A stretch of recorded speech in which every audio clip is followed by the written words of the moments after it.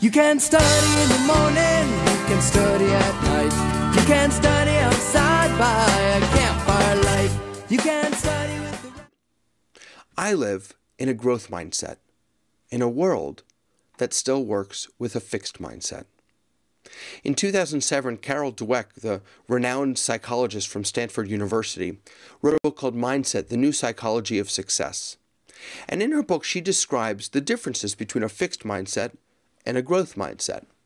Somebody with a fixed mindset needs to look smart in every situation. They have to prove themselves over and over again, never fail. They wonder, am I going to succeed or am I going to fail? Am I going to look smart or am I going to look dumb? When they are set back, when they don't achieve what they set out to achieve, they think to themselves, I'm a failure, I'm an idiot. They avoid challenges. They get defensive. They get riled up and they give up easily. When people give them constructive criticism, they ignore it. There's no point. There's no way that can help me. In fact, they feel threatened by it, and they feel threatened by other people's success. Because of all these factors, people with fixed mindsets plateau early. Organizations with fixed mindsets plateau early, and they never achieve their full potential.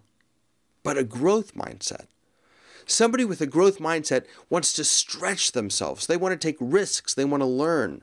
They say, bring on the challenges and bring on the constructive criticism, because that will help me improve. When they fail at something, they say, I failed. What can I learn from this? How can I try harder next time? How will this failure, how will this help me grow? How will it help me overcome some of my challenges? A person with a growth mindset finds lessons and inspiration in other people's success.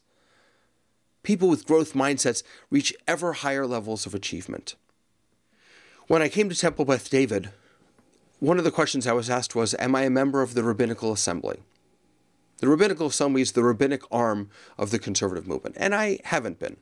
Back when I graduated from the Academy for Jewish Religion, I believe, if I remember correctly, there was a test you had to take, and I didn't feel that I needed to prove myself again. I had just graduated rabbinical school, and I didn't need to prove to somebody else that I was worthy of being admitted into the Rabbinical Assembly. So when I was asked the question again, I said, you know what, I'll inquire again. And I called, and I had a lovely conversation with one of the leaders of the Rabbinical Assembly, and he asked me a number of questions. Do I observe Shabbat? Do I keep kosher? Yes, in my own way. I explained what that means. And then he asked me, do I daven? Do I pray every day? My answer was, well, I try to. When I was living in Boston, I would pray every single morning at the school that I worked at. When I'm here, if I don't get to pray at the school, if we don't have a minyan in shul, I try and daven on my own. Then he said, how about when you go on vacation? Do you pray every day on vacation? I said, well, I skip a day here or two. That will be a problem for us, I was told. And I said, but I know lots of members of the RA, lots of members of the Rabbinical Assembly who don't daven every day. They're friends of mine. And he said, yes, but they went to our school. So I said, well, I guess I'm not the guy for you. He said, thank you for your honesty. And that was the end of the conversation. Just a couple of weeks ago, I inquired about joining the board of rabbis here in Palm Beach County. And I was told that because I didn't belong to one of these official organizations, because I hadn't gone to one of these official schools, that I had to get 3 sponsors. It was a bit demeaning, but I got the sponsors. What bothers me about both of these examples is how inauthentic they feel, how stuck they are. Anybody who doesn't do it our way, anybody who isn't like us, anybody who hasn't gone through our system of preparation, you have to jump through special hoops. You have to go out and about and above and beyond. You have to be demeaned in order to qualify. And don't challenge us. Don't threaten us. Now, I did not receive my ordination through some online seminary where I fill out a questionnaire and print out a certificate. I went to a 5-year seminary just like everybody else. A different 5-year seminary, a pluralistic seminary, where I learned with some of the greatest teachers from all of the movements. But somehow, being different, somehow not being part of the old guard, not being part of the old boys club, somehow that challenges, that threatens the status quo.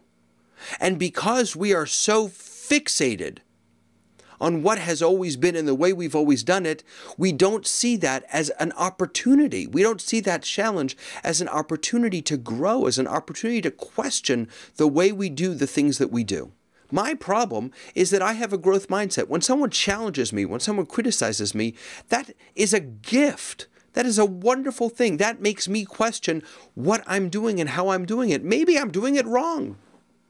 What I would have loved when I came to the RA, when I came to the Board of Rabbis here in Florida, is not for them to allow me to get 3 sponsors or pass some test, but instead to accept the challenge that I am not from their seminary, that I'm not a member of their organizations, that I am a different kind of rabbi who has studied, who has learned, who has served, and who has proven himself, and that perhaps their ways of accepting people into their organizations are a bit antiquated.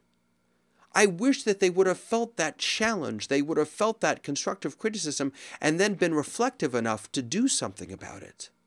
You know, for years in the liberal Jewish world, we've talked about the struggle between tradition and change. The conservative movement, tradition and change, tradition and change.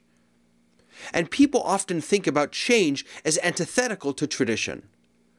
But I would argue that being a liberal Jew has nothing to do with tradition and change. It has everything to do with having a growth mindset. It has everything to do with taking tradition and taking change and looking at both of them with critical eyes. Looking at both of them as ways to challenge the way we live our lives, our belief systems.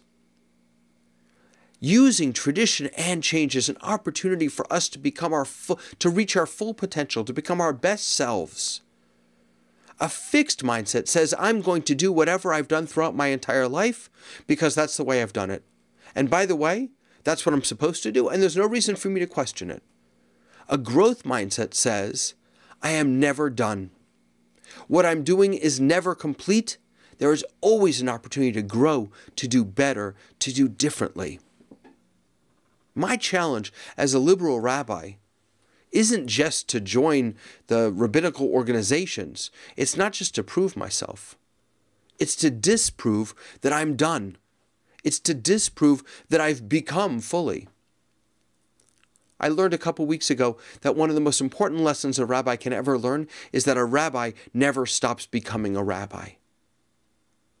If we can infuse in our communities, in our organizations, and in our institutions a growth mindset, if we can teach young Jews that your job is never to be done, it's always to be growing, it's always to be going forward, moving, challenging, questioning, that's the mindset that will bring us to success. That's the mindset that will enable the Jews of the 21st century to live meaningful Jewish lives. And frankly, that's the mindset that's going to save Jewish institutions. That's the mindset that's going to help us overcome the challenges that we face, financial, organizationally, politically. We have got to get out of this fixed mindset, and we've got to start growing.